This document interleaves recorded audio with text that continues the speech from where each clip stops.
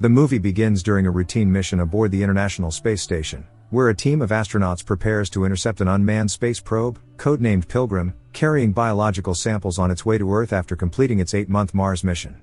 Within the capsule are soil samples that seemingly contain evidence of alien life. Discovering that it veered off course, engineer Rory Adams is tasked with slowing the probe down so it can be docked safely into their orbit using a remote arm. Despite the jitters of the crew, they carefully help Rory set up for the dangerous spacewalk operation. Within minutes, the Pilgrim shuttle crashes but gets caught by the arm, relieving the crew watching from the window. The following day, UK ISS exobiologist Hugh Derry examines a speck of the soil sample, revealing a dormant cell resembling hairy flagella.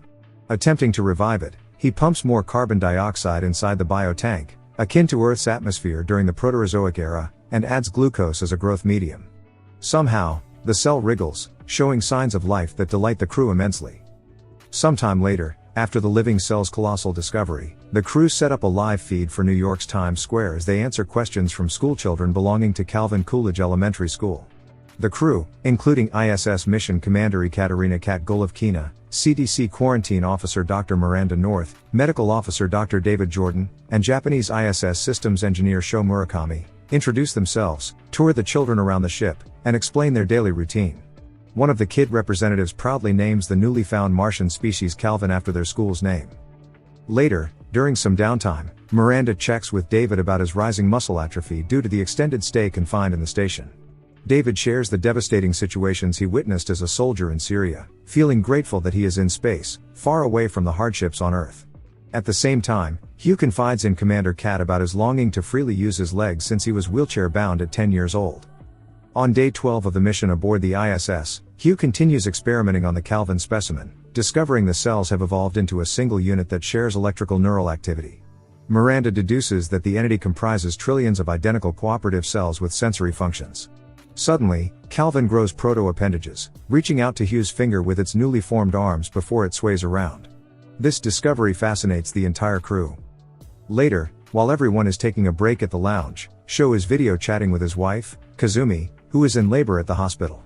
He tries to calm her down while she pushes their baby out under the doctor's orders. Not long after, he introduces his newborn baby, May, to the team. Commander Kat is so pleased that he gifts him a book, Goodnight Moon, hoping he will read it to May sometime. Later, Hugh resumes his work with Calvin, who has learned to latch onto his finger. He soon becomes attached to the strange creature, treating it like a pet. On day 25, the crew responds to a heightened alert inside the lab, where the biotank's clamp has malfunctioned. Rory manages to repair the issue quickly as Hugh owns up to his mistake. He and Miranda are understandably livid over the breach of protocol and insist Hugh must strictly observe contamination protocols since they do not want to risk losing the specimen around the space station. Not long after the incident, Miranda records her findings about Calvin no longer growing and entering hibernation. During a physical therapy session, Hugh shares his fascination with studying Calvin's molecular structure, hoping it will lead to developments in stem cell research and uncurable diseases. Later, he stimulates Calvin's senses by awakening the specimen with a mild shock. However, he cannot make it move. However, on his second attempt, Calvin suddenly grasps his gloved hand tightly, which worries the entire crew watching from outside the lab.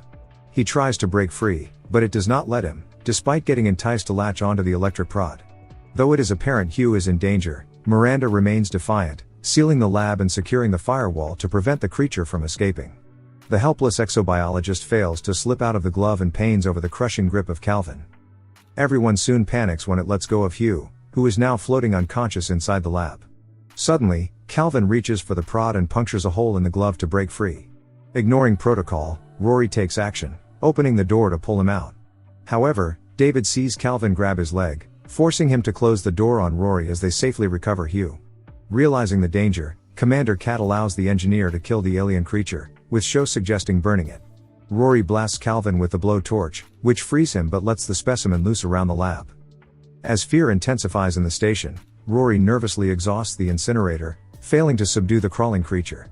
To everyone's horror, Calvin enters Rory's mouth and devours his internal organs, killing him. The torch then floats towards the sprinklers, triggering the fire suppression system.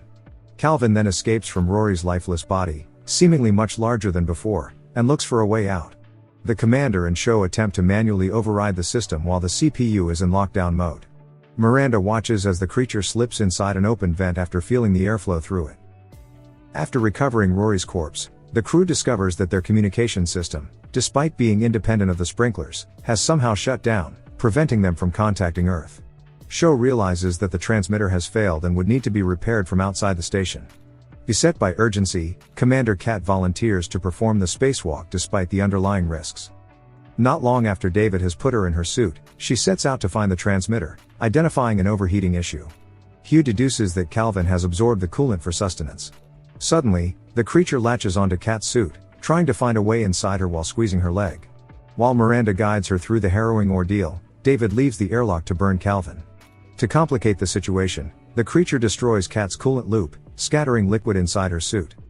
With no other recourse, the commander untethers her harness and jumps toward the airlock while drowning inside her own suit.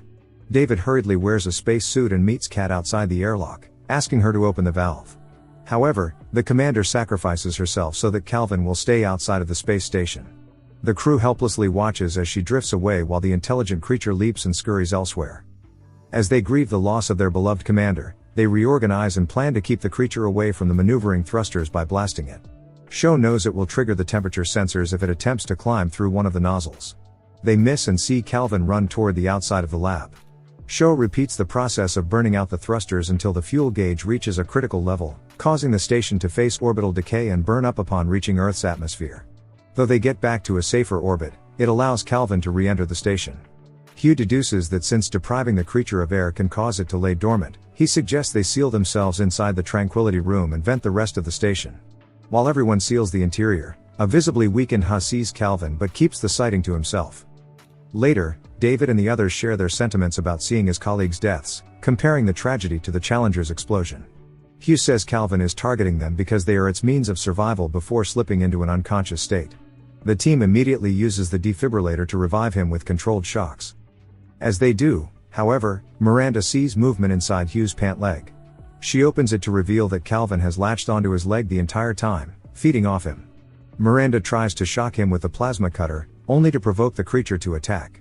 The surviving astronauts race toward the exit hatches as Calvin chases them. Sho separates himself from David and Miranda to protect them, encasing himself in one of the sleeping pods. Calvin stares menacingly at him and attempts to break through the glass until it retreats. Meanwhile, David and Miranda return to a dying Hugh as he requests to be lifted up one last time before succumbing to his injuries. Miranda sees that her finger is wounded, not knowing that her blood is floating away. She and David find an opportunity to track Calvin since it swallows Hugh's leg tracker. They ultimately use Hugh's corpse to lure it into a trap, sealing it in the room while they vent the oxygen supply. While the creature is slowly suffocating, David sees an approaching Soyuz spacecraft sent by headquarters after receiving a brief distress call from the commander earlier. The pair try to signal the craft with a flash, only to be ignored as it intends to push the station into deep space. Miranda realizes Earth has activated Firewall 3 as a failsafe to protect Earth from the creature, confessing she knew about this protocol before coming aboard the ISS. Sho leaves his pod unbeknownst to the two, believing a rescue ship has arrived.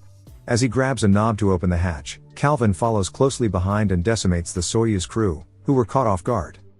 Afterward, it latches on Sho, forcing him to sacrifice himself by letting go of Miranda's grasp to get sucked into the Soyuz craft to trap Calvin. Miranda then precariously reaches the airlock to close it, only to see the creature return, forcing her and David to flee and lock it from the other side. The pair watches horrified as the Soyuz detaches from the docking bay and crashes into their station, causing them to fly erratically and slowly descend into Earth in 39 minutes. Accepting their fate regarding their non-survival, the pair still worries that the creature may survive re-entry into Earth's atmosphere. David reads the Goodnight Moon book one last time as Miranda reminisces about her father. As they brace the coldness of the interior, they brainstorm a plan to lower Calvin into one of the two lifeboats, both set to a default trajectory. David will trap it inside Boda using an oxygen candle before pressing a button to give him complete manual control to override the flight path and avoid re-entry.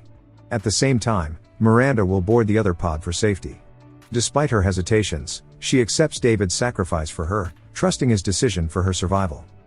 Not long after, the pair suits up and goes their separate ways to enact their plan. David searches for Calvin as he grabs and consumes the oxygen candle. He hurriedly floats away, leading the creature into his pod while it gets distracted by another oxygen candle. After locking himself with the beast, he leaves a message for headquarters, alerting them that he will launch into space, and Miranda does the same in her pod. While this continues, she records a black box to warn everyone of Calvin's imminent danger to life on Earth, hoping they will not underestimate its capabilities. David then gets attacked by Calvin while he frantically steers the ship. Soon after, one of the pods lands in the South Pacific Ocean, catching the attention of two Vietnamese fishermen, who appear stunned by their discovery. Meanwhile, the other pod, where Miranda is, starts failing and flies wildly into deep space, leaving her fate unknown. At the same time, the fishermen discover a trapped David enveloped almost completely by Calvin. Believing he is in danger, they force open the hatch door, not knowing the astronaut is warning them to stay away. The movie ends as other boats slowly approach the wreckage, not knowing the horror they will face. Thank you for watching. Subscribe for more videos like this to help the channel out. Have a nice day.